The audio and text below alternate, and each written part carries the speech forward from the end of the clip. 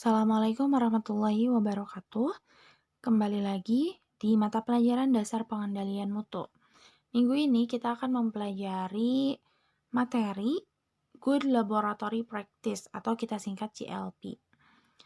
Dan dalam bahasa Indonesia bisa kita terjemahkan menjadi praktik kerja laboratorium yang baik. Di slide di sana terdapat sebuah pertanyaan. Mengapa kecelakaan berikut ini dapat terjadi? Dalam gambar di sana terlihat tangan atau kulit yang terkena bahan kimia natrium hidroksida. Mengapa hal ini bisa terjadi? Salah satu akibatnya adalah bisa jadi dikarenakan karena praktik kerja laboratorium yang tidak sesuai dengan prosedur, sehingga terjadinya kecelakaan. Untuk meminimalisasi segala bentuk kecelakaan ini, maka perlu dilakukan praktik secara benar sesuai aturan praktik kerja laboratorium yang baik. Di sini fungsi dari GLP. Jadi, salah satunya adalah untuk menghindari kecelakaan kerja ketika kita sudah melakukan pekerjaan sesuai dengan praktik kerja laboratorium yang baik, maka hal tersebut dapat mengurangi resiko kecelakaan kerja. Dan selain itu, jika kita sudah menerapkan GLP atau Good Laboratory Practice ini, maka hasil dari pengujian laboratorium itu pun sudah dapat diakui tingkat akurasinya atau keakuratannya itu sudah tinggi. Nah, tadi sudah dijelaskan mengapa penting sekali diterapkan GLP dalam pengujian laboratorium. Ya, yang pertama adalah untuk menghindari kecelakaan kerja dan yang kedua adalah untuk mendapatkan hasil pengujian yang akurat. Di sini ada 3 elemen GLP. Yang pertama adalah fasilitas, kemudian lingkungan, dan kemudian orang yang terlibat. Jadi, GLP ini mencakup 3 elemen ini. 3 elemen ini harus baik. Untuk mendapatkan praktik kerja yang baik, maka kita harus memperhatikan fasilitas, kemudian lingkungan, dan juga orang yang terlibat. Jadi, ketiganya ini harus sesuai. Kemudian, di sini ada tahapan pengujian laboratorium. Jadi, GLP ini wajib diterapkan di 5 tahapan pengujian laboratorium berikut.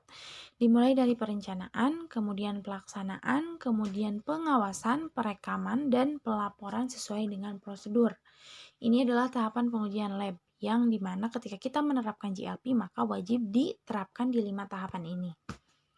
Kemudian, tadi kita sudah bahas bahwa GLP selain untuk menghindari kecelakaan kerja, GLP ini juga berefek pada hasil pengujian yang dihasilkan. Maka ketika GLP ini sudah diterapkan, pengujiannya itu sudah menjamin akurat, sudah terjamin akurat. Nah, berikut ini adalah faktor-faktor keakuratan hasil pengukuran atau hasil pengujian. Nanti kita akan bahas satu persatu. Pengambilan dan penanganan sampel, kemudian ada peralatan, kemudian ada metode pengujian, ada validasi dan kalibrasi, kemudian ada operator alat, kebenaran pengukuran, jaminan mutu, laporan, dan kondisi lingkungan. Kita ambil salah satu untuk kita bahas, seperti contohnya adalah metode pengujian. Metode pengujian yang dilakukan di laboratorium harus sesuai dengan standar. Ada beberapa standar yang bisa kita ambil. Jadi kita tidak bisa melakukan pengujian dengan seenaknya, dengan semaunya. Ada standar, ada prosedur, itu yang harus diikuti. Nah, ketika kita sudah mengikuti atau kita sudah menerapkan metode pengujian sesuai dengan prosedur, maka hasil pengujian pun sudah terjamin keakuratannya, karena pasti sudah melalui beberapa tahap uji yang memang sesuai dengan prosedur. Seperti itu. Ini adalah faktor-faktor keakuratan hasil pengukuran. Kemudian, di sini saya akan menjelaskan mengenai sejarah GLP. Kenapa GLP ini bisa diterapkan? Tahun 1972, GLP ini diterapkan pertama kali oleh Selandia Baru. Diterapkan tata cara praktik laboratorium yang baik, dimulai dari tahapan-tahapan tadi. Nah, kemudian dari Selandia Baru, kemudian aturan GLP ini diadopsi oleh beberapa negara secara berurutan, seperti Denmark, Amerika Serikat, dan negara-negara OECD atau Organization for Economic Cooperation and Development. Akhirnya disepakati oleh negara-negara tersebut pada tahun 1982 bahwa hasil pengujian kimia oleh salah satu negara anggota OECD berlaku di semua negara anggota OECD. Mereka itu sepakat menentukan standar pengujian kimia dan berlaku bagi anggota OECD. Hal ini dilakukan dengan tujuan untuk mencegah pengulangan pengujian serta pemborosan waktu dan biaya. Jadi ketika sudah ada standar, maka tidak perlu dilakukan pengulangan pengujian. Dan ketika dilakukan pengulangan pengujian terus untuk mendapatkan keakurasian, maka itu dapat memboroskan waktu juga biaya. Nah, pada tahun 2000, di Indonesia, JLP ini diterapkan dalam Standar Nasional Indonesia nomor 19 17025 tahun 2000. Kemudian direvisi pada tahun 2017. Jadi masuk ke Indonesia mulai menerapkan pada tahun 2000, di mana di sana telah dilakukan beberapa revisi. Nanti kalian bisa lihat apa sih isi SNI itu, isi SNI JLP itu. Kalian silahkan cari sebanyak-banyaknya sumber. Bu, JLP di Indonesia bagaimana sih diterapkannya? Kalian bisa explore sebanyak-banyaknya. Sekarang sudah banyak sekali sumber. Kalian bisa searching di Google. Banyak sekali jurnal-jurnal dan buku-buku elektronik. Kita lanjutkan. Di sini ada prinsip JLP, prinsip Good Laboratory Practice. Ada 10 prinsip yang akan kita bahas satu persatu.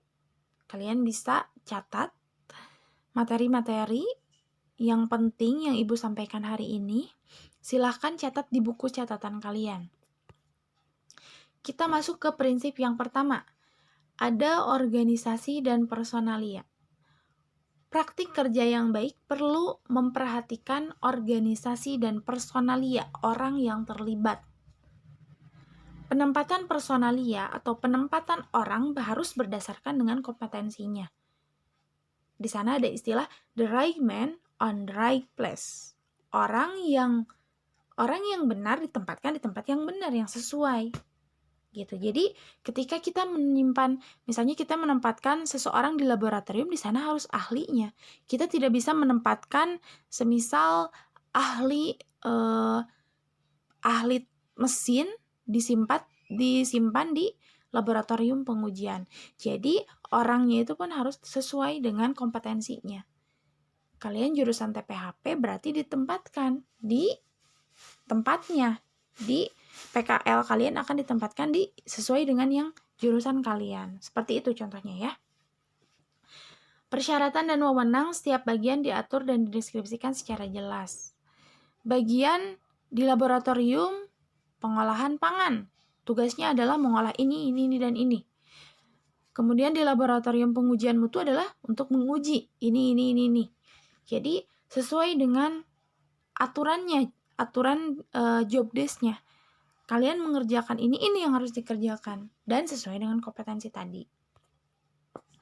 Kemudian prinsip yang kedua adalah program jaminan mutu. Nah ini ketika kita sudah menerapkan JLP, maka hasilnya pun sudah terjamin akurat. Ketika sudah akurat, maka hasil tersebut dapat dipercaya oleh konsumen. Produk akhir keluaran laboratorium pengujian harus sesuai dengan kebutuhan pelanggan. Jadi pelanggan itu akan merasa puas. Loyalitas pelanggan akan terjaga jika jaminan bahwa hasil pengujian selalu akurat, benar, dan terpercaya. Maka penting sekali JLP ini diterapkan untuk menjamin loyalitas pelanggan. Pelanggan itu akan merasa puas dengan pekerjaan yang dihasilkan oleh laboratorium tersebut. Kemudian prinsip yang ketiga adalah fasilitas. Nah, fasilitas ini dibagi menjadi dua, ada fasilitas umum dan ada fasilitas khusus. Fasilitas umum ini boleh digunakan secara umum. Sedangkan fasilitas khusus, dia tidak bisa dipakai oleh semua orang. Fasilitas umum di sini ada air, listrik, gas, dan pendingin udara. Kemudian ada fasilitas khusus, ini adalah fasilitas-fasilitas yang digunakan di dalam laboratorium. Ya, alat-alat praktik, seperti alat-alat praktik. Ada peralatan gelas, neraca, bahan kimia, lemari asam, dan perlengkapan sanitasi alat. Nah, fasilitas ini juga wajib diperhatikan untuk mendukung praktik kerja laboratorium yang baik. Kemudian, prinsip keempat adalah peralatan bahan kimia dan material. Ini sudah kita pelajari di bab sebelumnya. Jika ada yang terlupa, silahkan dibaca kembali untuk mengingatkan. Banyak peralatan di laboratorium ini disesuaikan dengan kebutuhan. Jadi, bahan kimia contohnya, kita harus memperhatikan sifat bahan kimia berdasarkan sifatnya dengan cara membaca label kemasan terlebih dahulu. Kemarin sudah kita bahas, kemudian banyaknya peralatan disesuaikan dengan kebutuhan. Jika tidak mencukupi, maka pengujian di laboratorium ini dilakukan secara bergantian. Gitu ya. Jadi kalau misalnya ada alatnya yang terbatas, maka kita tidak bisa memaksakan. Harus dilakukan pengujian secara bersamaan semuanya. Kita bisa lakukan secara bergantian. Kemudian kita lanjutkan ke prinsip yang kelima adalah sistem pengujian. Laboratorium wajib memiliki metode dan prosedur sesuai dengan standar nasional dan standar internasional. Sistem pengujian ini bersifat dinamis mengikuti perkembangan teknologi, jadi tidak kuno. Ketika ada satu metode pengujian, kita harus juga melihat perkembangan teknologi jika sudah ada metode pengujian yang baru yang lebih efektif dan efisien. Seperti itu. Nah, kemudian ada instruksi kerja, pedoman pengujian, dan referensi yang dapat diakses oleh setiap operator dan peralatan. Jadi, setiap orang yang berada di laboratorium ini dia punya pedomannya dan ada referensi yang dapat diaksesnya gitu. Jadi dia punya referensi terlebih dahulu. Tidak boleh kita melakukan pengujian tanpa sistem. Kemudian ada prinsip yang keenam adalah pengujian dan acuannya. Acuan pengujian berasal dari kesepakatan yang berlaku secara internasional atau nasional. Persamaan referensi merupakan faktor penentu tingkat kepercayaan pelanggan terhadap hasil pengujian. Jadi, referensi ini harus sesuai dengan yang sudah diakui secara internasional dan nasional. Kita tidak bisa melakukan pengujian tersendiri, kecuali silahkan kita punya metode terbaru tapi yang sudah diajui. Tapi harus yang sudah diakui atau metodenya harus sesuai dengan standar gitu. Jadi sudah melakukan beberapa pengujian klinis yang memang metode yang kita ajukan itu sudah sesuai dengan standar, harus ada sertifikat yang sesuai, sertifikat yang sudah diakui, seperti itu. Jadi kita tidak bisa melakukan pengujian tanpa acuan. Prinsip yang ketujuh, jika tadi kita membahas sistemnya, kemudian acuannya, prinsip ketujuh ini adalah standar operasional prosedur. Nah, standar pengujian dapat mengacu pada standar internasional dan standar nasional, atau standar yang berasal dari manual book, standar dari jurnal ilmiah, atau standar pihak yang telah divalidasi. Di sini ada standar internasional, itu contohnya adalah AOAC, WHO, dan ISO. Kemudian ada standar nasional, ada SNI, dan standar dari jurnal ilmiah yang sudah divalidasi. Prinsip yang kedelapan adalah kinerja. Kinerja yang baik akan mencegah terjadinya ketidaksesuaian. Setiap bagian harus saling bekerja sama untuk meningkatkan kepuasan pelanggan. Dan operator perlu mendapatkan training untuk peningkatan kompetensi. Jadi, operator yang bekerja di laboratorium, dia juga harus melakukan training atau pelatihan yang terus-menerus untuk meningkatkan kompetensinya. Sehingga dapat menyesuaikan diri dengan perkembangan peralatan pengujian kondisi terkini. Jadi tidak kuno tadi, jadi mengikuti perkembangan zaman. Kemudian yang ke-9 adalah pelaporan. Hasil analisis dicatat dan dilaporkan kepada kepala lab. Apabila ditemukan penyimpangan selama pengujian, wajib berkonsultasi dengan pimpinan. Jadi setelah mendapatkan hasil laboratorium, kita wajib melaporkan hasil tersebut kepada kepala lab. Jika kita akan berikan ke konsumen atau ke pelanggan, maka biasanya di surat hasil pengujian itu terdapat pimpinan laboratorium yang menandatangani. Kemudian, prinsip yang ke-10 adalah penyimpanan arsip. Arsip hasil pengujian laboratorium harus disimpan dan direkam dengan benar. Mengapa harus dilakukan penyimpanan? Karena untuk memudahkan pencarian atau penelusuran data yang diinginkan. Dokumen personalia setiap bagian disimpan secara terpusat. Itu tadi 10 prinsip dari GLP atau Good Laboratory Practice atau praktik kerja laboratorium yang baik. Untuk hari ini, untuk kesempatan kali ini mungkin cukup sekian. Untuk selanjutnya, silahkan kalian kerjakan tugas yang sudah terlampir di Google Classroom. Terima kasih. Mohon maaf atas kesalahan kata yang kurang berkenan. Wabillahi taufiq wal hidayah. Wassalamualaikum warahmatullahi wabarakatuh.